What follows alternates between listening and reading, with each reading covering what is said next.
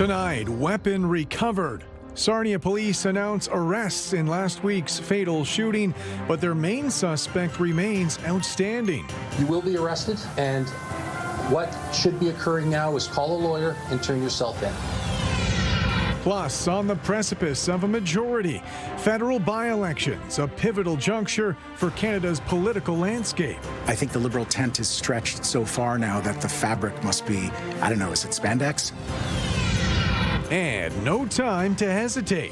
Once I got in there, the water started coming in over the doors, and I just said, buddy, it's time to go, man. Split-second thinking leads to a successful rescue from a sinking SUV.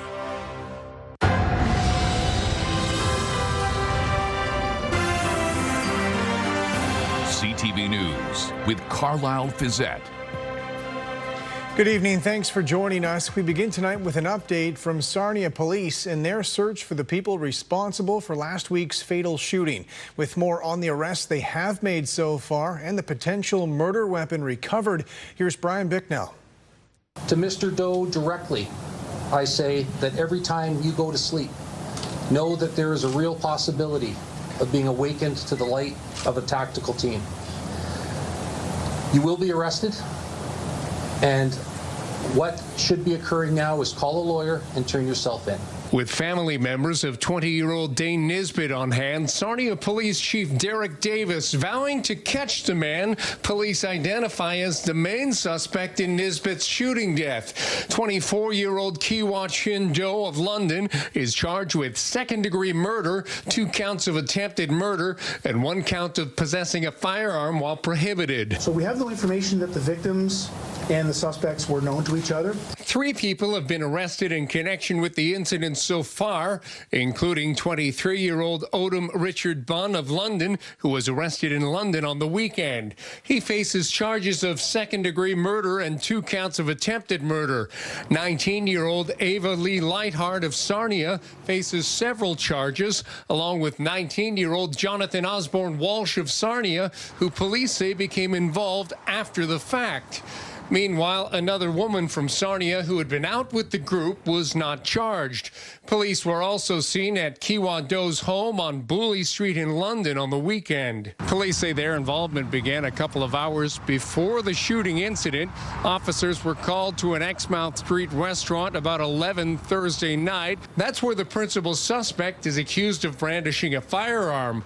Police say Doe and the 3 others in his party then attended a bar on Murphy Road before ending up at the Lions Den at Lambton College. It's there that police say Doe and company got into an altercation with other patrons.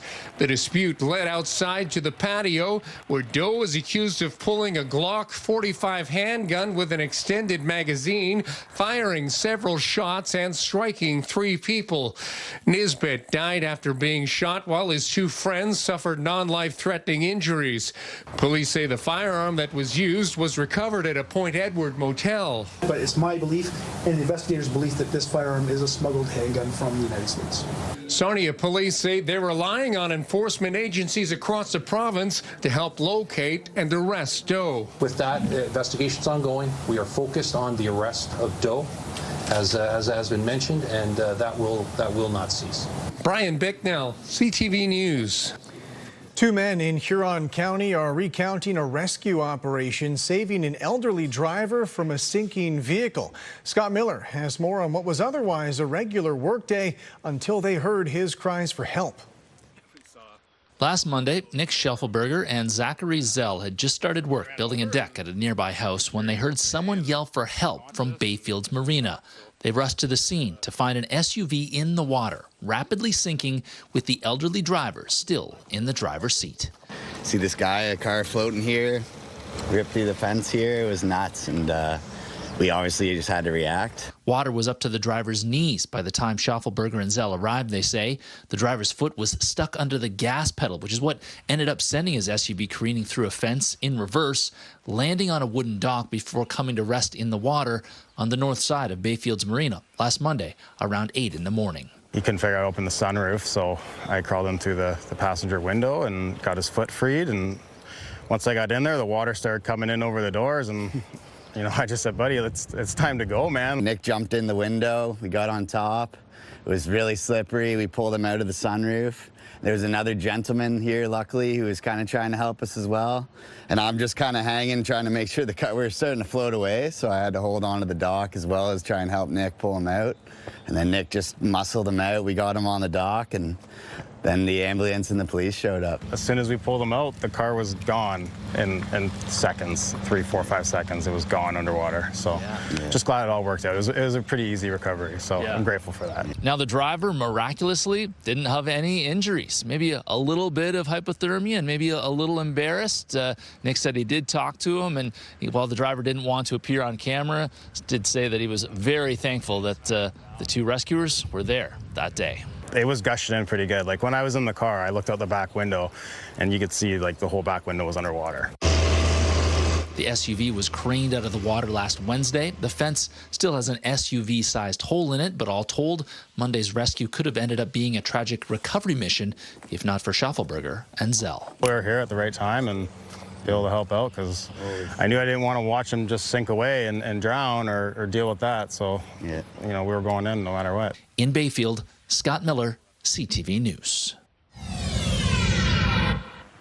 Good evening. Extreme warmth across southern Ontario today. What a day in terms of daytime highs. Right now we're looking at 27 in Windsor and Chatham.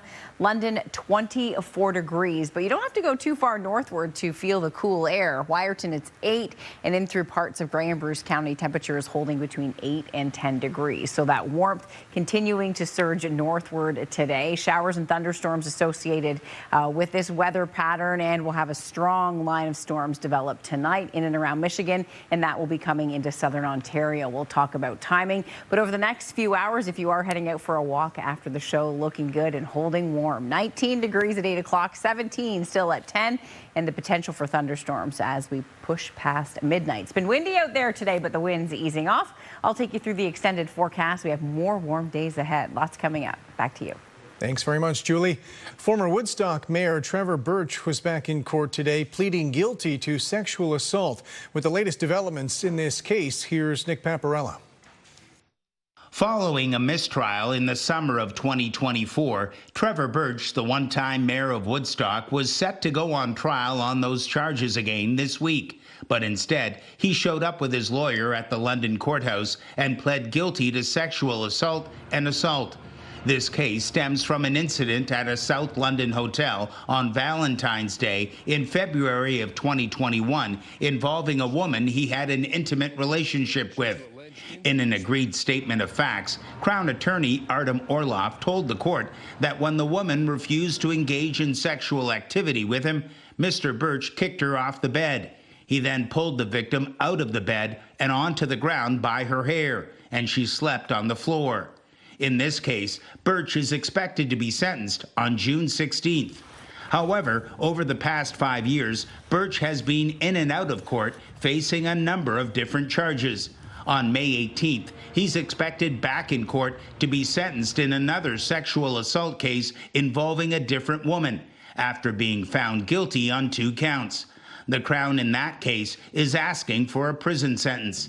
And also last year, in a Woodstock courtroom, Birch pled guilty to impaired driving following a crash in Oxford County in 2023. The women involved in the sexual assault cases cannot be identified, and for now, Birch remains out of custody. Nick Paparella, CTV News. A massive construction project is underway in Port Stanley, repairing infrastructure along the main road heading to the beach. Brent Lale has more on the flooding concerns these improvements are meant to address. This is intended to prevent this. The whole thing floods. There's at least a couple inches, if not up to like mid-calf at some point of water, and it's total chaos. We've had it shut down almost all the time if it rains really heavy. A 2-month drainage project on William Street in Port Stanley will increase storm sewer capacity by installing larger sewers and improving drainage. We had a lot of places down here that were summer only, and now with the growth in Port Stanley, people are going to be here year-round, and we need infrastructure to accommodate them. In 2023, the federal government announced $6 million from the Disaster and Mitigation Adaptation Fund. The impact that it's going to have in protecting communities while we continue to face the challenges of climate change is really important. Central Elgin contributed the other $10 million, with 9.3 of that coming from the province earlier this year. 3 years ago, Spencer Noble told us the issues he experiences. It comes right up to the first step here, and when a car comes by, they just send waves right up onto the front porch. Businesses in this stretch tell CTV News the work is necessary, but they wish there was better and easier access for the next month while Phase 1 is finished. I would say that there's going to be a little bit of short-term inconvenience, but the long-term benefit will stop on the 24th of May weekend until the fall, and then in the fall there will be even increased infrastructure development down here. So it's a longer-term project, but one of the things we heard from the community was they didn't want this happening during the summer. Phase 2 in the fall will see gas main and power pole work on the side streets east of William. For the next month, a stoplight has been installed for the one lane of traffic coming and going to the beach. Brent Lale, CTV News. 3 federal by-elections are underway, which could clinch a parliamentary majority for the governing Liberals. They only need to win 1 to do so, something most political analysts expect them to accomplish. With more on how Canadians perceive that possibility, here's Mike LeCouture. For some people voting in today's by-elections, federal politics is about the person they want to send to Ottawa. She knows what the Scarborough Southwest needs. It's not like somebody that's coming in from another area, so it's very important that we have somebody representing our needs. That candidate is the former deputy leader of the Ontario NDP, who's now running for the Liberals. The Liberal Party of Canada is a big tent where I see myself voicing my concerns of the people of Scarborough Southwest. Now, the new leader of the federal NDP is questioning the size of that big tent, given the Liberals welcomed 5 opposition MPs in as many months, including the latest, who held social conservative views. I think the Liberal tent is stretched so far now that the fabric must be, I don't know, is it spandex? It is something very stretchy when you can encompass Marilyn Gladue in a caucus with progressives in the Liberal Party. Now, for some voters, the issues are more important than the politics around them. Affordability, social issues, things that include everybody, cost of living. Key issues for all parties, but on Parliament Hill, the Conservatives were criticizing how the Liberals set themselves up to secure a majority. The government seems committed to their strategy of backroom deals. Now, 2 of the 3 by-elections are taking place in ridings that have historically been Liberal strongholds, meaning Prime Minister Carney is likely to get a majority less than a year after voters handed him a minority mandate. Mike LeCouture, CTV News, Ottawa. The provincial government has introduced new legislation imposing sweeping changes for school governance, which include appointing new non-elected executives to take charge of school boards. Siobhan Morris reports.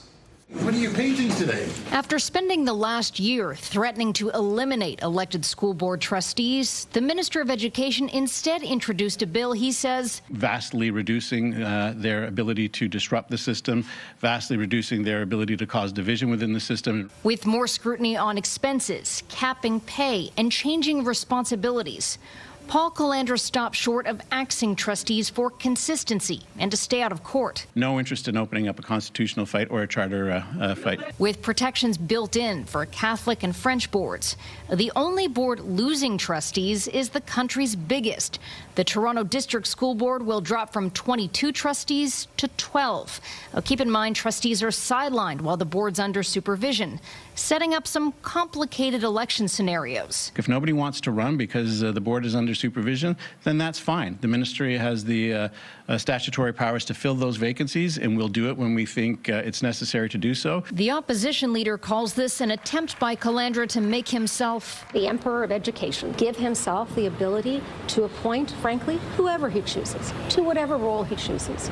And that means the appointment, I believe, of more failed Conservative candidates. The bill splits and renames the role of Director of Education. They'll become the board's CEO, someone with a background in business. Takes the responsibility for budgeting, the responsibility for management of a board, and puts it in the hands of a CEO. An educator will take on the part of the job focused on teaching. Calandra says in some cases that work will still be done by one person. It is not going to solve the crisis. It's only going to make it worse. What's happening here is bad. It's wrong. They're not focused on the right things. Education union leaders agree the minister isn't addressing teachers' core concerns. Class size, class complexity, and safety, but that never comes up. All these other issues are real. They matter, but they are not the priority. They're primarily the result of the issues the minister is ignoring. They see Bill 101 as a piece of legislation that is leading to the corporatization of our publicly funded education system. An approach they say just won't work. Siobhan Morris, CTV News. City Hall might provide frontline homelessness agencies temporary funding, filling a gap created when a federal program expired April 1st. I had become part of the sidewalk. I'd been there so long that folks trying to get to their bus stop would walk over me to get to their bus stop. And because of the friendship and the connection of 519 Pursuit, it started to change the narrative in my head. And I knew that, I needed to do more with my life. A council committee heard the loss of federal funding will impact critical services for homeless Londoners. The committee recommended providing up to $350,000 in gap funding to maintain outreach services by 519 Pursuit and daytime drop-in space at Arcade Street Mission. Meanwhile, the federal government has announced a new funding program, but the details are still being worked out. The funding has ended. The federal government's coming forward with a renewal of $125 million, and I commend them for that.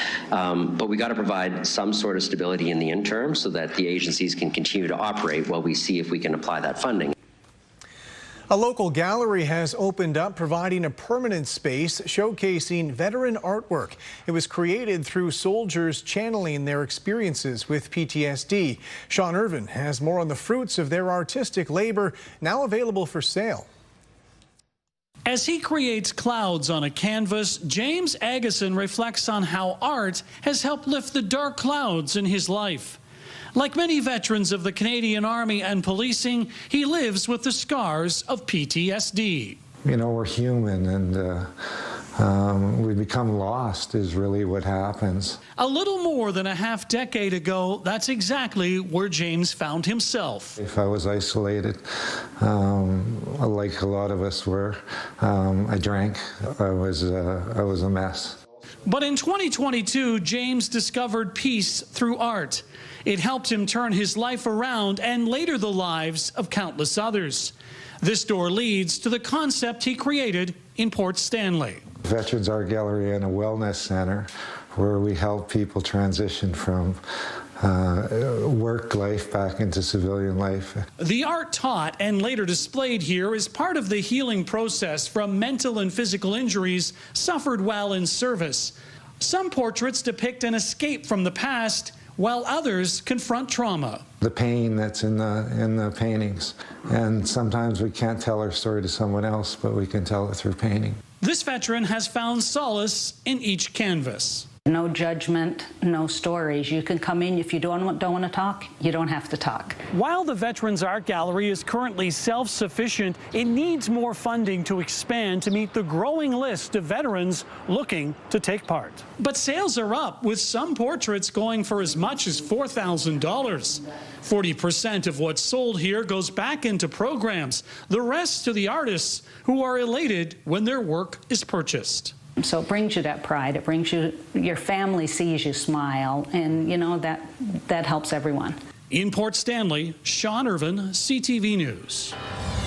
When we come back, the Americans impose their own blockade, shutting down access to Iranian ports along the Strait of Hormuz. Plus, Canadian progress in cancer treatment. Which types are trending down while others rise? That's next on CTV News.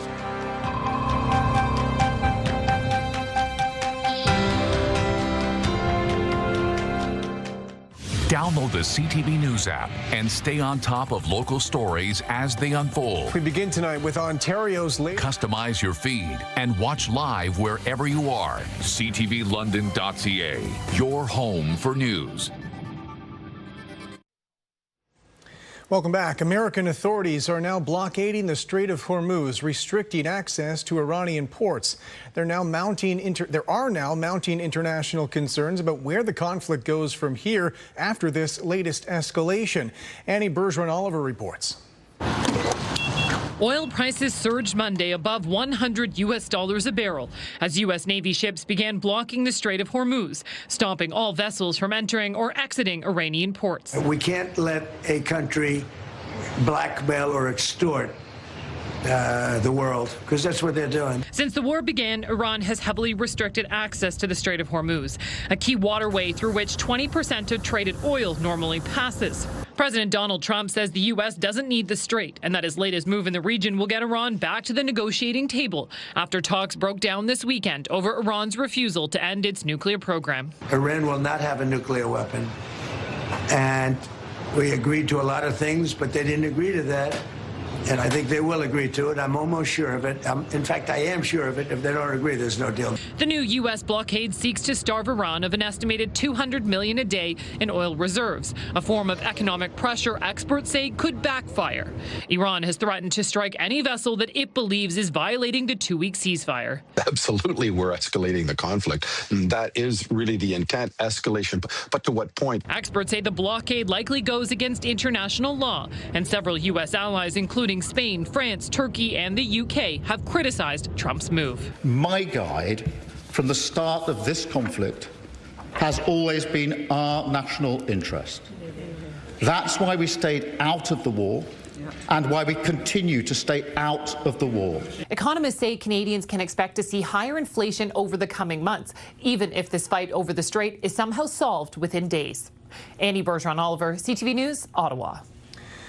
New health research published today indicates cancer rates are declining across the country. However, it remains the leading cause of death in Canada, with an estimated 250,000 new cases detected per year. Alison Bamford reports. Thousands of patients step foot inside the Saskatoon Cancer Centre every year, including those who are seeking treatment for the very first time. A new study estimates there will be more than 250,000 new cancer diagnoses and nearly 90,000 cancer-related deaths in Canada this year, while a staggering 42% of Canadians are expected to be diagnosed with the disease at some point in their life. Still, there's hope in the numbers. Incidence and mortality rates are declining in most cancers, including leukemia, colorectal, bladder, and lung cancer, although it still remains the most prevalent type. We're seeing, the advancements in prevention, early detection, and treatments really having an impact for people across Canada. This month, Saskatchewan made the move to help reduce the wait times for breast cancer screenings, adding to its fleet of mobile mammogram units that serve remote communities. Despite the progress in many areas, the study shows rates of some cancers are rising, including cervical, head, and neck, linked to HPV. Experts say improving vaccination rates could help stop these types of cancers before they start. Alison Bamford, CTV News, Saskatoon. On the desk with Julie Atchison now on what might be considered a summer-like day. Yes. I mean, most summer-like day we've had yet in 2026, yes, I would say. You are correct. And what a day. I mean, after we had the rain and thunderstorms this morning, we cleared out. And that's going to be really a trend with this forecast. We will see rounds of showers and thunderstorms, but then conditions clear out. We do have rainfall warnings in effect in through Grey and Bruce County, and a special weather statement in effect in through Huron and Perth. And the reason is thunderstorms developing overnight will be moving in with some heavy amounts of rainfall. Areas under the warning could see upwards of 25 millimeters, and under the special weather statement, likely 10 to 20 millimeters. It was 24 degrees at the London airport this afternoon, and it felt like the upper 20s. Our low temperature close to a normal daytime high. It's still 24 out right now. Winds out of the west-northwest at 22 kilometers per hour. So let's take a look at this satellite radar. We're in the clear right now. We have to go to eastern Canada to pick up some heavier amounts of rainfall. You can see moving through New Brunswick. clear conditions, with the exception there's been a few spotty showers and thunderstorms in Norfolk County, Haldimand, and in and around the Niagara area. Those have weakened and skies are now clear. We will see the clouds move back in tonight and another round of storms pushing through. Lots of moisture to tap into, so we got a bit of a battleground. So along this frontal boundary, south of it, we're seeing that warm air surge northward, and that warm air can hold a lot of moisture, so that's why we have the potential for some heavy downpours. Now, this front is waving its way through parts of the Bruce Peninsula, so on the northern side of the front, the temperatures are much cooler than areas to the south, and that'll be the trend in the coming days. Now, the temperatures are going to creep up a bit. Areas further north, you will get into the teens tomorrow. Temperature today for you was cool, so quite a contrast areas to the south. Overnight, 10 to 12 degrees in most areas. Sarnia 13, Port Stanley 11. You can see the warm air that's made the surge across the lower Great Lakes, but as we head north, temperature is still on the very cool side. But the cold air is bottled up well off to the north, and we still have some snowfall in the mountains. So tonight, once again, still dealing with some winter-like conditions in parts of Western Canada. Now, as we go out 24 hours, tonight there'll be some scattered showers and thunderstorms developing around Chatham and Sarnia at around 10 o'clock. It'll take until after 11 to 12 in London, where we will see the risk for storms. And then at 2 o'clock in the morning, this line will be coming through the London area. We'll have another line coming towards the Bruce, and then things really get going just towards sunrise. So don't be surprised if you get waken up tonight any time between 2 and 6 a.m. by some storms rumbling through.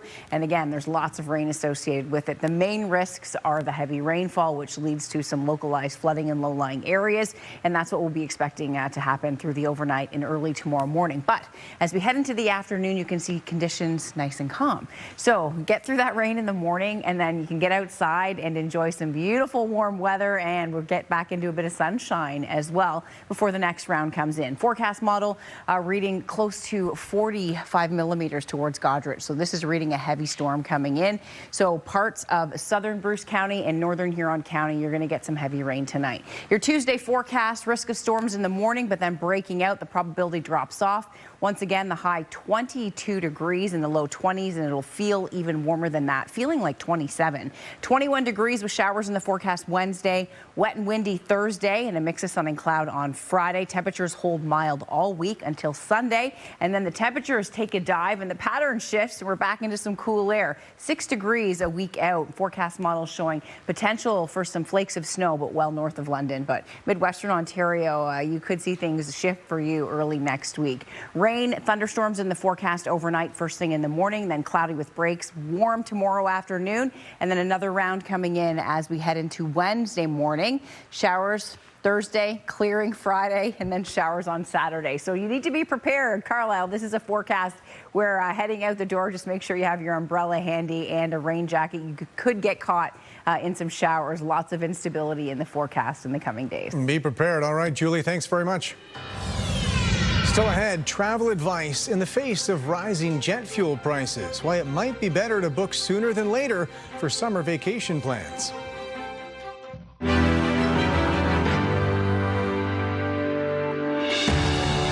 Join us as we explore the sites where history was made with the help of some of the best historians in the Forest City. That London was envisioned by Colonel John Grace Simcoe not only as the capital for Upper Canada, but the metropolis of British North America. A wall of water came down the north branch of the Thames and just plowed into London West. So it's absolute pandemonium, absolute panic. You might have steam coming up from the inside. In London 200, we'll visit the homes of the earliest families, the businesses that brought the city prosperity, and the institutions that elevated its population.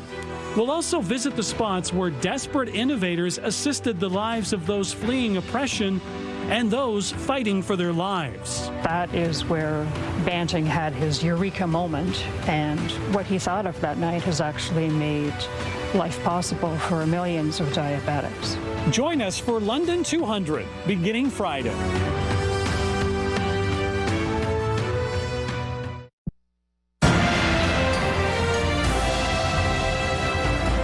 Two new green energy projects are coming to southwestern Ontario. The Independent Electricity System Operator has awarded contracts to two solar projects, one in Chatsworth and one near Hanover. They were each proposed as 50% partnerships with the Saugeen Ojibwe First Nation and the Chippewas of the Saugeen First Nation, producing more than 60 megawatt hours of energy. IESO officials have projected Ontario will see electricity demands increase by up to 90% within the next 25 years. Part of our mission is to support decarbonization of the energy systems, and we think that means a lot of more electrification. And when it comes to electrification, green energy, of course, provides carbon-free power, but it's also lowest cost on a dollars per kilowatt hour basis. From that perspective, I do have some hope, because as our energy needs grow up or continue to increase, we're going to continue to see a lot more green energy on the grid to support that. The uncertainty surrounding the Strait of Hormuz is sending jet fuel prices higher, which will impact the cost of travel for Canadians planning overseas vacations. With more, here's Kamil Karamali. Travelers at Canada's busiest airport heading off to Europe. Yes, very happy to go now. Happy to have booked their flights now before things get worse. We're not flying in the summer. Europe could see jet fuel shortages in 3 weeks, says Europe's airport industry group, if the Strait of Hormuz doesn't fully open up. The key oil shipping corridor only partially open to countries friendly with Iran in its war against the U.S., resulting in dwindling jet fuel for European airlines. It's almost as though the Trump administration has got themselves into something that they don't know how to exit, and it just seems to be escalating. And shifting Canadians' plans to travel across the Atlantic. Claire O'Donoghue has already booked her flight to Portugal. And just kind of worried about what could happen, especially not having everything set in stone. Adding on insurance is definitely something we would consider.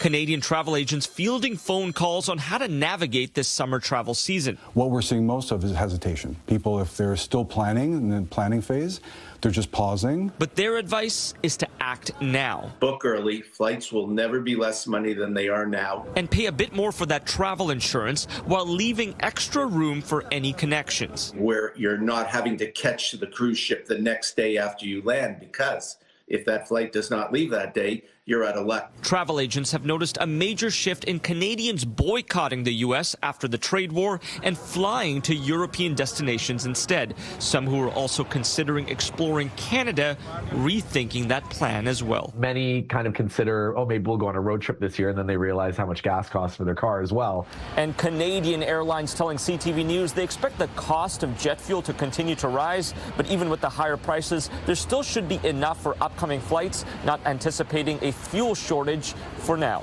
Kamil Karamali, CTV News, Toronto. Canada's main stock index edged higher as the price of oil closed near $100 a barrel. The TSX gained 183 points. In New York, the Dow added 302, the Nasdaq up 281. The Canadian dollar gained 0.07 of a cent. On commodity markets, gold lost $20 an ounce, and oil added $2.51 a barrel. Coming up, transit for the future in St. Thomas, how city officials are planning for the coming decades, and an expected population boom. Welcome back. City officials in St. Thomas are conducting a transit survey as they plan for the future. They're looking for that feedback while expecting significant population growth in the years ahead. Brent Lale reports. It's a pivotal stage of growth for the city of St. Thomas. The city continues to grow in population and in many number of streets and new subdivisions. But that means we have to do a new master plan to look forward as to what transit looks like in St. Thomas. We add PowerCo and Vianode and some of the other larger industries. We've got to make sure we're getting those thousands of people to new jobs. With the population here expected to nearly double in the next 25 years, the city is looking for feedback on how the transit system can evolve. I think for like the longer routes, they could have maybe 2 buses. For the shorter routes, maybe like 1. St. Thomas Transit is pretty convenient when you're talking about the number of routes because it's not as complicated to transfer a bus. The only thing that sort of sucks about it is you're taking a half hour to an hour to ride. As somebody who doesn't drive because I have epilepsy, I have to walk everywhere, and it's nice to have the buses, but I can't depend on them. It's that type of feedback the city, along with Dillon Consulting, has been collecting over the past week. What are we already doing right? What transit do we need to continue? What are some of the things you might suggest in the future? And some of them are very futuristic. Fantastic input from our citizens. And then a map of where are you going? Where do you use our transit system?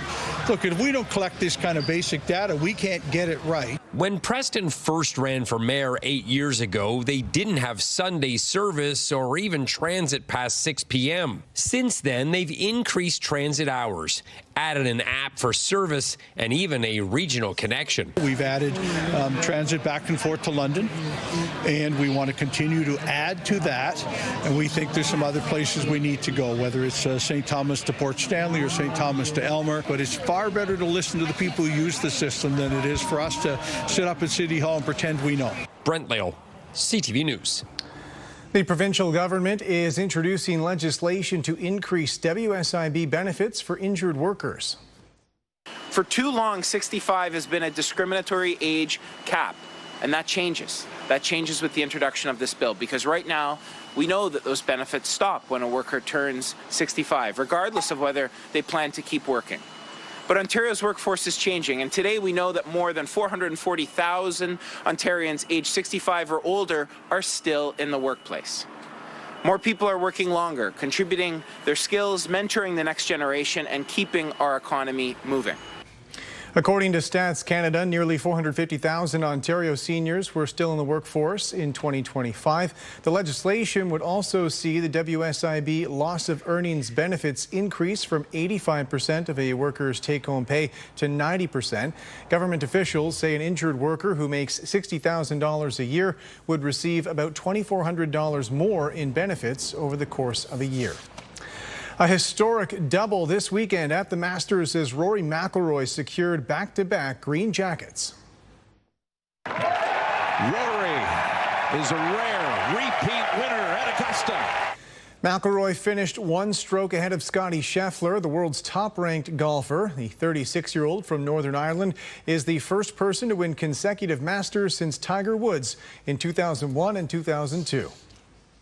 I thought it was so difficult to win last year because of trying to win the Masters and the Grand Slam, and then this year I realized it's just really difficult to win the Masters. I tried to convince myself it was both, but yeah, just incredible. You know, I obviously did the bulk of my work on Thursday and Friday, and you know, I don't think I would have believed anyone if they said to me, you know, all you have to do is shoot even par for the weekend and you'll win. The Artemis II astronauts spent their first weekend back on Earth, and for them, or one of them, a four-legged family member, was very excited about their return.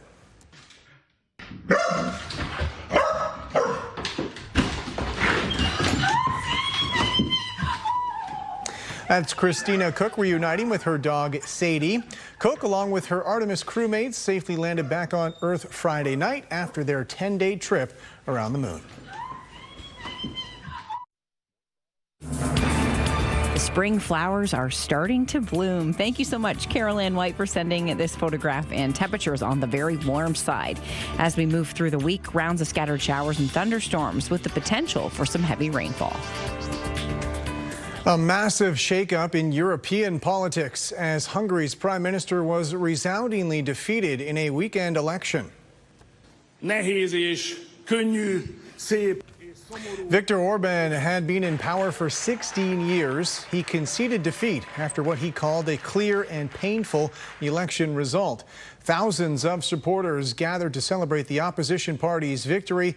Our Prime Minister, Mark Carney, offered his congratulations as well, calling it a decisive victory. Canadian and NATO allies say they will not get involved in the American blockade at the Strait of Hormuz. President Donald Trump has said U.S. forces would work with other nations to block the shipping route. NATO authorities have said keeping the strait open is vital, but they have also said they won't be drawn into the wider conflict by taking part.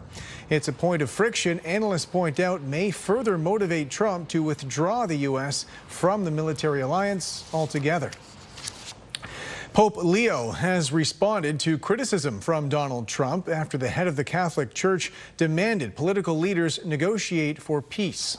I basically said that the message of the church, my message, the message of the gospel, blessed are the peacemakers. I do not look at my role as being politician. I don't want to get into a debate with him. I don't think that the message of the gospel is meant to be abused in the way that some people are doing.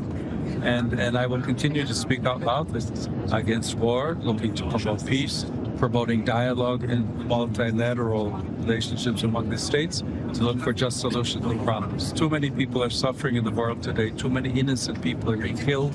And I think someone has to stand up and say, there's a better way to do this. Trump had posted one of his rants on social media last night, saying Leo should get his act together as Pope, use common sense, and stop catering to the radical left and focus on being a great Pope, not a politician. Lobster season is off to a slow start in the Maritimes. Paul Hollingsworth has more on the factors, which include everything from ocean temperatures to geopolitical tensions. Lobster season is underway off Nova Scotia's eastern shore.